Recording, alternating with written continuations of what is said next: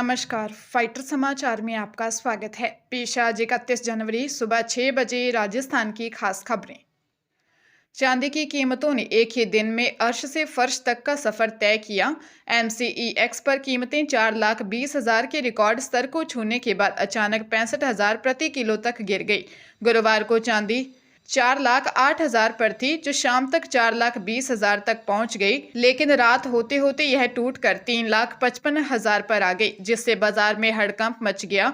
शुक्रवार को कारोबार शुरू होते ही फिर अस्थिरता दिखी। भाव एक बार 3,90,000 तक रिकवर हुए। समाचार लिखे जाने तक फिर गिरकर 3,65,000 के करीब पहुंच गए। श्रीगंगानगर में बिना रिकॉर्ड के होने वाले डिब्बा कारोबार में अरबों का नुकसान हुआ है।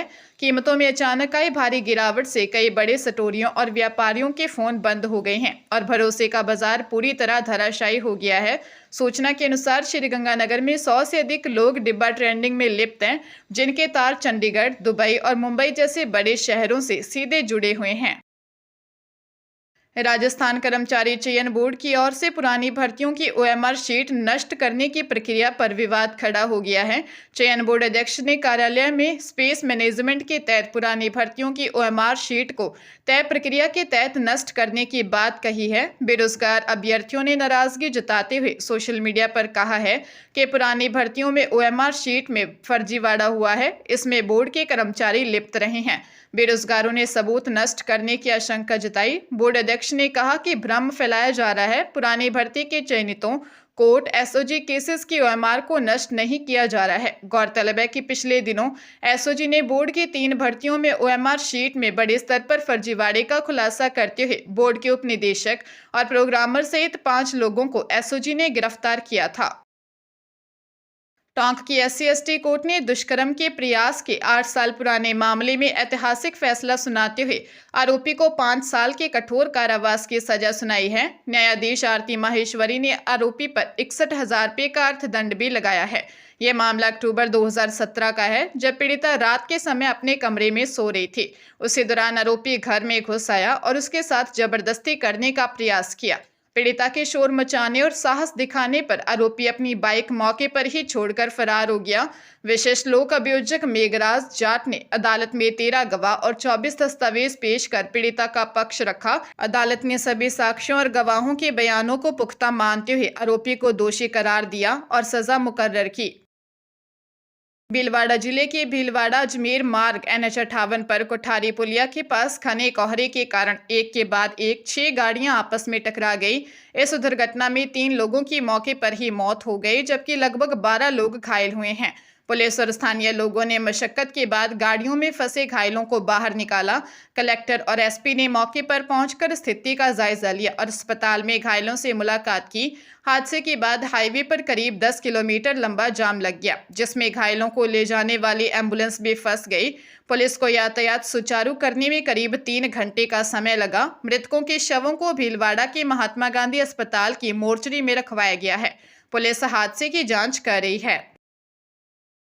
पंजाब के लुधियाना के खन्ना में क्रिप्टो करेंसी के जरिए 4 करोड़ की ठगी का बड़ा मामला सामने आया है।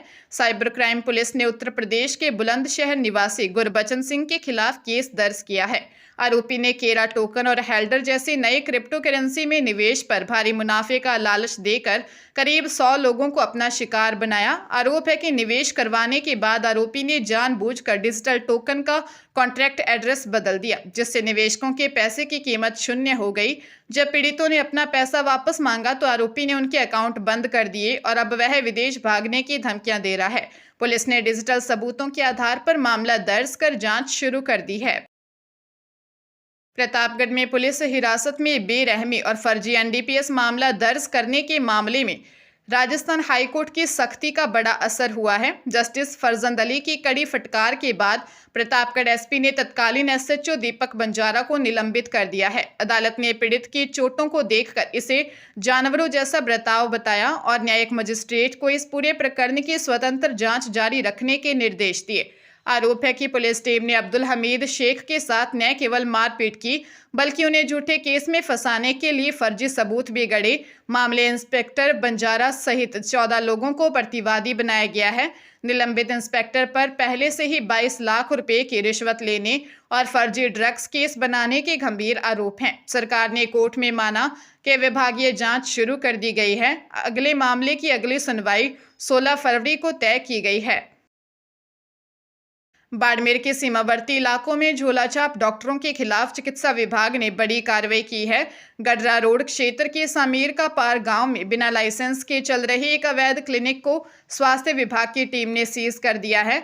लगातार मिल रही शिकायतों के बाद सीएमएचओ डॉक्टर विष्णुराम बिश्नोई और deputy CMHO doctor Mahipal Singh के नेतृत्व में यह छापा मारा गया। मौके पर अशरफ खान नामक व्यक्ति बिना किसी वैध दस्तावेज के क्लिनिक संचालित करता पाया गया। टीम ने क्लिनिक के एक कमरे से भारी मात्रा में दवाइयां, जांच उपकरण और बायोमेडिकल कचरा बरामद किया है। पुलिस की मौजूदगी में पूरे बिल्डिंग और मेडिकल सामान को जब्त कर लिया गया। स्वास्थ्य विभाग के अनुसार जब्त दवाइयों की विस्तृत जांच की जा रही है, जिसके बाद ड्रग्स इंस्पेक्टर द्वारा पुलिस थाने में मामला दर्ज करवाया जाएगा। करौली साइबर थाना पुलिस ने डिजिटल अरेस्ट का डर दिखाकर लोगों से मोटी रकम ऐंठने वाले एक शातिर साइबर ठग 28 वर्षीय जडेजा ध्रुवराज सिंह दिग्विजय सिंह उर्फ जैसल को गिरफ्तार किया है। एसपी लोकेश सोनवाल के निर्देश पर ऑपरेशन एंटीवायरस 2.0 के तहत यह कार्रवाई की गई।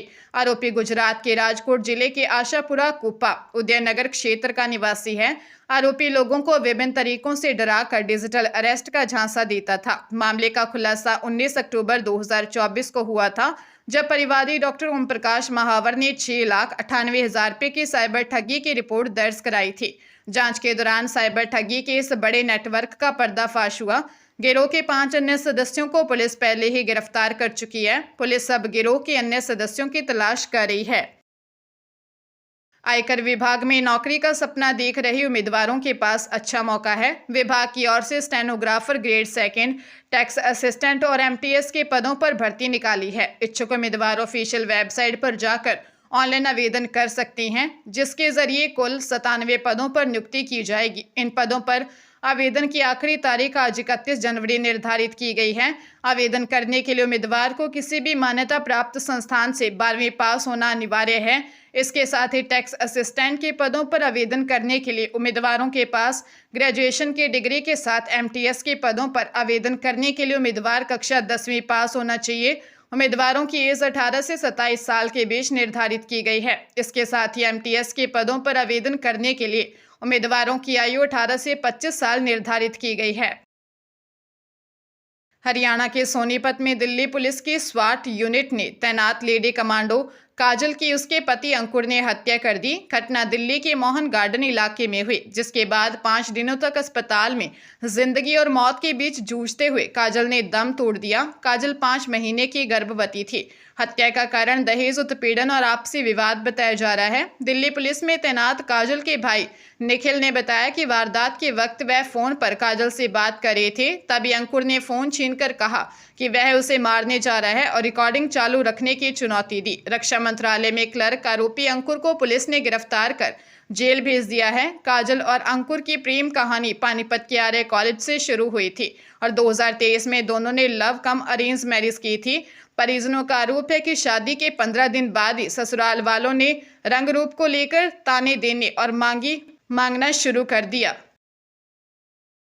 राजधानी जयपुर में फूड एंड सेफ्टी डिपार्टमेंट की सेंट्रल टीम ने मचेड़ा स्थित श्याम विहार कॉलोनी में छापा मारकर 43,421 लीटर संदिग्ध घी जब्त किया है। यहां से भोग विनायक हरियाणा क्रीम और नक्श डेयरी ब्रांड के नाम से पैक किया गया घी बरामद हुआ है। जिस फर्म के पते पर छापा मारा गया वहां दूसरी कंपनी चल रही थी, जबकि असली firm Girdhar milk food product चोरी छिपे दूसरे स्थान से मिलावट का कारोबार कर रही थी। प्रतापगढ़ में भोग विनायक ब्रांड के घी की जांच में इसे पहले ही स्वास्थ्य के लिए असुरक्षित पाया गया था, जिसके बाद यह बड़ी कार्रवाई की गई। विभाग ने सभी ब्रांड के सैंपल लेकर जांच के लिए लैब भेजे हैं और अगले आदेश तक इस घी की बाजार में बिक्री पर पूरी तरह रोक लगा दी है।